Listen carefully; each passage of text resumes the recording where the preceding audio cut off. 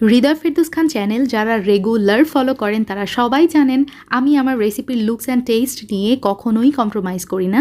আর আমার চ্যানেলের একটা মুখস্থ ব্যাপার হচ্ছে সহজ রেসিপি।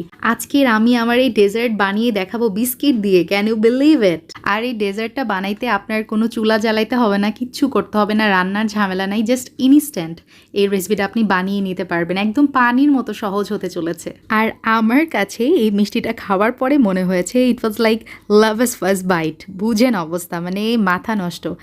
যাই হোক, আর কথা বাড়াবো না, এখন সরাসরি আপনাদেরকে নিয়ে চলে যাচ্ছি আমি আমার কিচেনে। অ্যাট ফার্স্ট আমার লাগছে বিস্কিট। এখানে আছে মিল্ক বিস্কিট, তো আমি 2টা প্যাকেট এখানে নিয়েছি, আর এক একটা প্যাকেটের মূল্য 15 টাকা করে।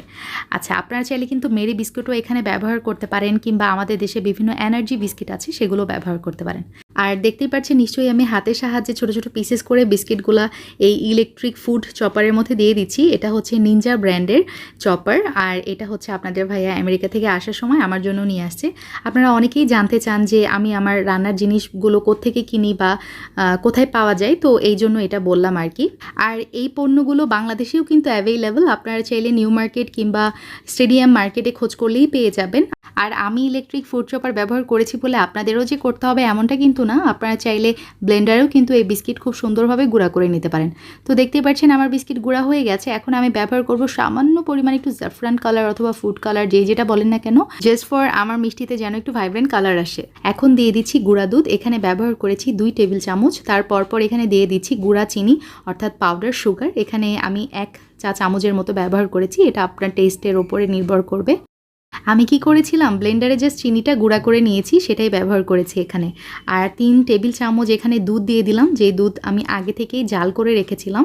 রুম টেম্পারেচারে থাকা দুধ আমি দিয়ে দিলাম, কিছুক্ষণ মেখে নিচ্ছি। আমার কাছে মনে হয়েছে আর একটু দুধ দিলে ভালো, তো সেই জন্য আমি আবারও 3 টেবিল চামচের মতো দুধ এখানে অ্যাড করে দিলাম। তো সুন্দরভাবে হাতের সাহায্যে একটা ডো আকারে আমি এটা মাখিয়ে নিব। আর লাস্টে আমি এখানে দিয়ে দিচ্ছি ঘি।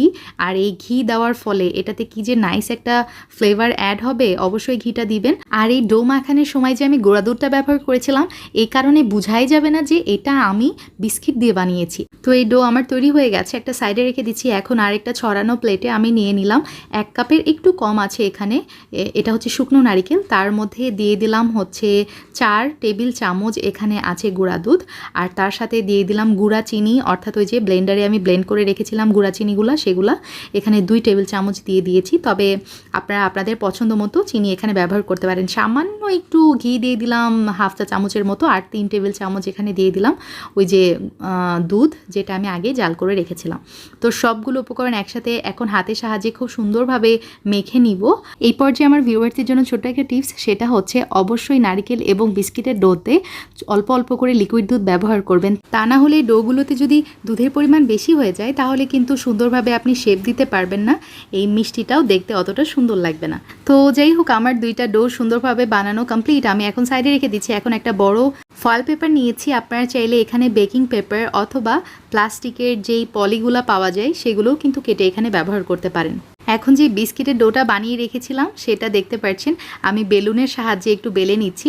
আর এই যে সাইড দিয়ে ফেটে গেছে বা ফেটে যাচ্ছে, এটার জন্য টেনশনের কিছুই নাই। এটা আমি আমার হাতের সাহায্যে চেপে চেপে ঠিক করে নিব, আর আপনাদেরকে দেখিয়ে দিচ্ছি কিভাবে আমি এই কাজটা করছি। ব্যাস হয়ে গেছে। এখন ওই যে নারিকেলের যেই রোলটা বানিয়ে রেখেছিলাম সেটা বিস্কিটের এই ডোর ওপরে দিয়ে দিলাম। এখন এই ফয়েল পেপারটা মুড়িয়ে মুড়িয়ে আমি একটা রোলের শেপ করে নিচ্ছি, দেখতেই পাচ্ছেন। আর সাইডের যেই অংশগুলো একটু বেঁচে গেছে সেটা মুড়িয়ে দিচ্ছি। আর এভাবে আমি এখন হাতের সাহায্যে এটা সম্পূর্ণ মানে পারফেক্ট করে নিব, আপনাদেরকে দেখিয়ে দিচ্ছি। এভাবে একটু হাতের সাহায্যে চেপে চেপে করলেই সব একদম ঠিক হয়ে যাবে, এটা নিয়ে টেনশনের কিছুই নাই। এখন যেটা করব, আমি এই ফয়েল পেপারের মধ্যে মুড়িয়ে আমি এই মিষ্টিটা ফ্রিজে রাখবো 2 থেকে 3 ঘন্টার জন্য। তাহলে যেটা হবে, আমার এই মিষ্টিটা কিন্তু খুব সুন্দরভাবে সেট হয়ে যাবে, আর আমি কাটতে বা সার্ভ করতেও কিন্তু প্রবলেম হবে না।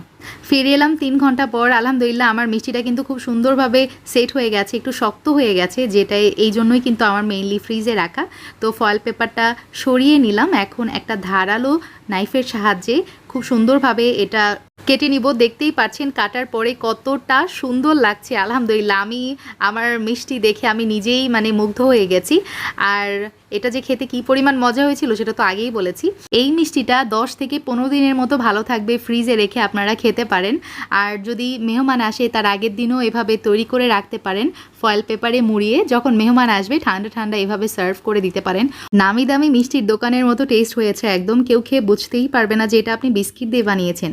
গায়ে হলুদের অনুষ্ঠান, যে কোনো গেট টুগেদার ফাংশন অথবা পার্টিতে, ওয়ান ডিশ পার্টিতে আপনারা কিন্তু এই ডেজার্টটা বানিয়ে নিতেই পারেন। আমি সার্ভ করার সময় ওপর দিয়ে একটু পেস্তা বাদাম দিয়ে দিয়েছি যাতে করে দেখতে আরও সুন্দর লাগে। So what you think about my today's recipe, you can comment me below. ইনশাল্লাহ আবার দেখা হবে খুব শীঘ্রই। সেই পর্যন্ত আল্লাহ হাফেজ, আসসালামু আলাইকুম।